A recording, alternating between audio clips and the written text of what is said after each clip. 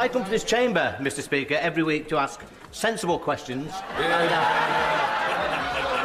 and I expect sensible answers. But all I get is glazed expressions and waffle from the opposite benches.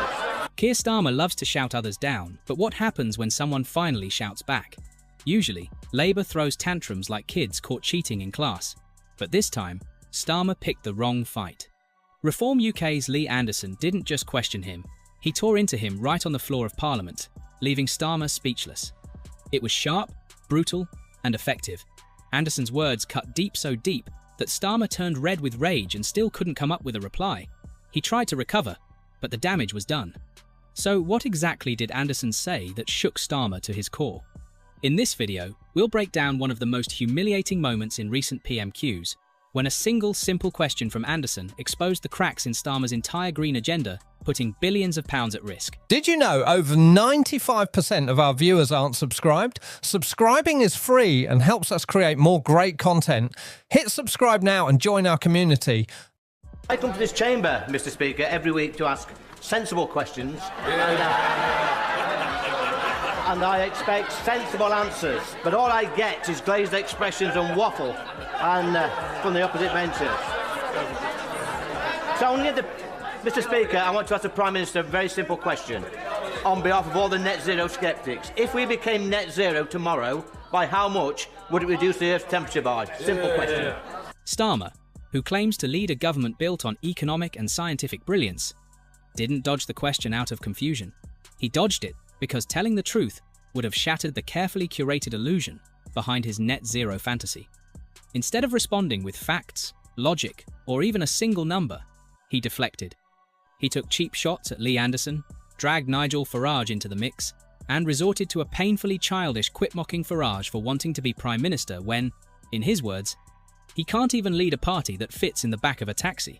Mr. Speaker, net zero is of course not easy, but it's a huge opportunity to boost our growth, our jobs and our economy. And so he knows my views on that. But you know, he complains that have better ideas if they stop fawning over Putin. And I understand the member for Clacton wants to be Prime Minister. He can't even lead a party that fits in the back of a taxi. That was one of the most disappointing and frankly insulting responses I've ever heard. It wasn't an answer, it wasn't leadership. It was political cowardice, hidden behind a few rehearsed jokes. There was no science, no facts, no real substance, just a smug smile and some lazy one-liners, probably written by advisors who think sarcasm will somehow fix the fact that people are freezing in their homes and disabled individuals are having their benefits slashed. Most members of this House will be aware that the welfare system can be a nightmare to navigate and does indeed need reform. But could we have less of this rhetoric about his £5 billion package of disability benefit so-called reform being moral? There is nothing moral about cutting benefits for what may be up to 1 million people. This is not about morality. This is about the Treasury's wish to balance the country's books on the back of the most vulnerable and poor people in this society. Let's be real. For a second, if the Prime Minister can't explain how a major environmental policy will actually change the planet's temperature, then something's off.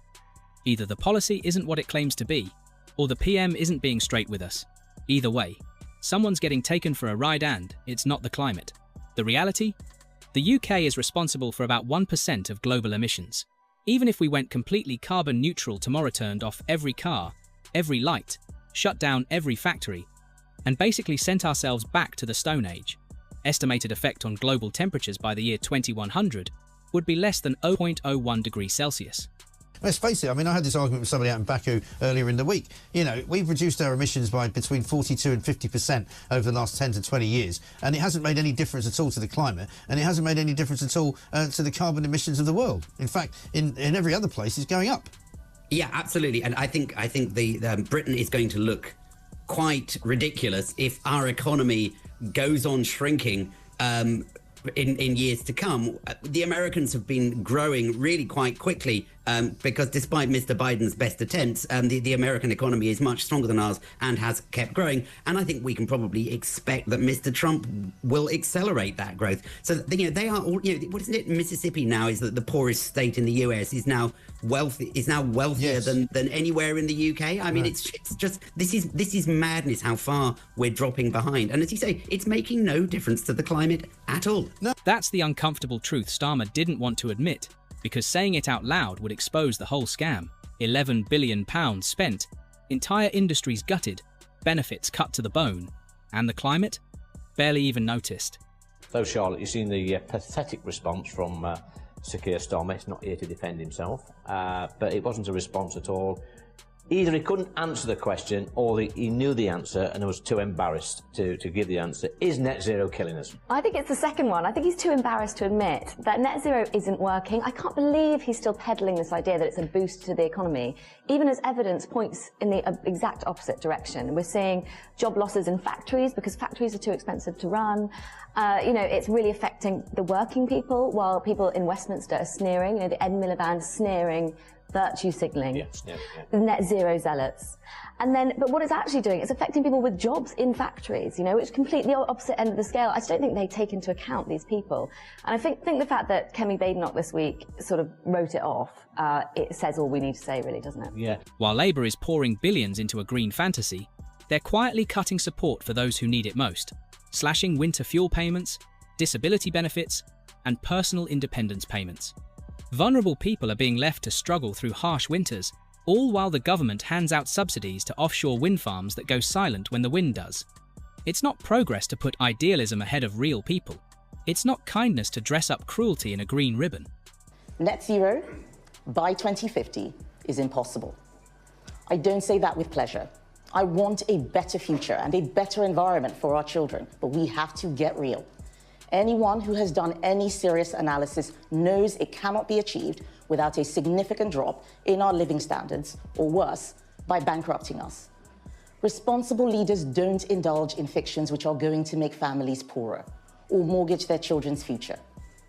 Without the rest of the world doing the same, we are making our country less safe, less secure, and less resilient. Before we go any further, are you enjoying the video so far? If you are, give it a like, share it with others, and don't forget to subscribe to our channel for more exclusive updates on the seismic shifts in British politics. Now, back to the story. It's starting to feel like a bit of a con, isn't it? Keir Starmer and the Labour Party keep making bold promises to win over climate activists, but deep down, they know these goals are out of reach. And worse still, there's no real plan in place to make any of it happen. Nigel Farage. Well, it depends what those climate policies are. And at the moment, we're pursuing completely unrealistic climate policies. I mean, the Labour pledge to decarbonise the grid by 2030 will not happen, just as the Conservative pledge to decarbonise the grid by 2035 will not happen. Not only is it impossible, it's actually unaffordable. So we have to be grown up and sensible. If we get new technologies that give us cheaper energy or better ways of manufacturing things, that's great. But what we're doing in this country is we're sacrificing economic growth. We've been massacring British manufacturing, and we say to ourselves, isn't it marvellous? We've reduced carbon emissions more than any other Western country, but we haven't. All we've done is to export carbon emissions when our steel works go to India, or our car manufacture moves to China, or to Turkey, or wherever it is. And we're living in a complete fool's paradise. When you ask Keir Starmer a serious question about the future of Britain's energy policy, he doesn't even try to offer a real answer. Instead, he accuses anyone who dares to challenge him of being a Russian sympathiser. That's the level of debate we've been reduced to. If you question Labour's extreme net zero ambitions, you must be a Putin fan. If you raise concerns about rising energy prices, you're branded anti-science. It's childish, it's manipulative, and it's dangerous. While Starmer jokes about taxis and invents imaginary relationships between Reform UK and the Kremlin, real people are suffering. British families are being priced out of heating their homes. Steel mills are shutting down. Workers are losing their jobs. And yet, the Prime Minister can't give a straight answer to the most basic question about his energy plan. This isn't leadership. It isn't science. It certainly isn't a strategy. It's ideological madness dressed up in shiny PR soundbites. We're tying ourselves in knots over net zero. Oh my God, isn't it awful? Look at what we're doing to the world. Well, look at this tweet from Narendra Modi. He's the PM of India, fighting for re-election, boasting that India this year will produce 1 billion tons of coal. That's what they're going to mine this year. And then look at the all-time graph for CO2 emissions, and you'll see even the Industrial Revolution was barely a blip compared to what is going on now. Why should we put money on electricity bills? Why should we be importing oil, gas, many other things, when frankly we are irrelevant? If climate change is a problem, I'll tell you what, we're not even a part of it. Look at the numbers. Starmer has no credible plan, no supporting data, and no honesty, just slogans, insults, and a green crusade that's driving Britain into a colder, poorer, and more frustrated future. And let's talk about what Starmer isn't saying. Labour's net zero policy, championed by Ed Miliband, carries a jaw-dropping annual cost of £28 billion, and that figure is still climbing. Unlike essential national services like fuel payments for pensioners, disability support, or assistance for struggling families, the green agenda seems untouchable. Cuts are happening everywhere else just to keep this plan alive. Under Labour, winter fuel payments are being slashed. Disability benefits such as PIP are being frozen or limited. Welfare payments are being cut by over £6 billion.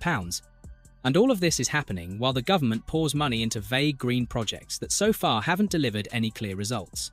What's worse, even Starmer's own team admits that Britain will still face tariffs and inflation, meaning the economic pain will continue, or even worsen.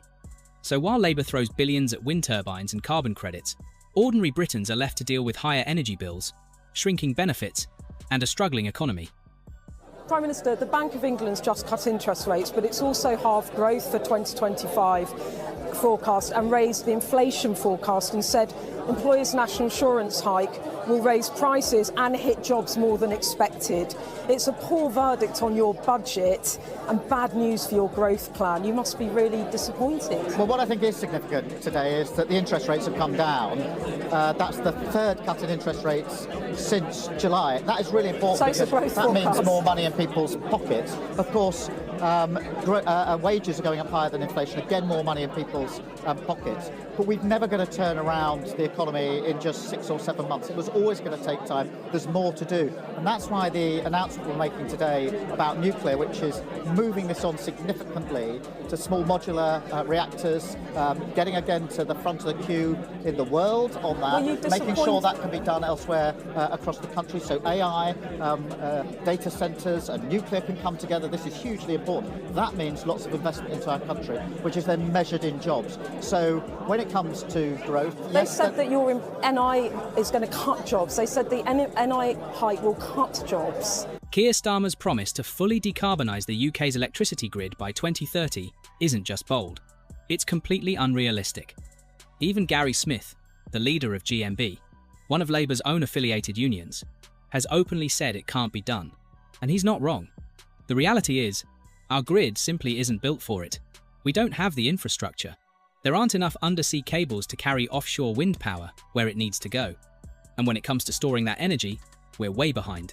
The UK only has enough large-scale storage to power the country for about an hour. It gets worse. The government's recent auction for new offshore wind projects? A total flop. Not a single company put in a bid. Investors are wary. The market's unstable. And yet, Labour clings to this 2030 target like it's some sacred mission. But when people ask the obvious question, how on earth is this supposed to work? Labour has no real answers. As Lee Anderson pointed out, whenever they're backed into a corner, they just make noise.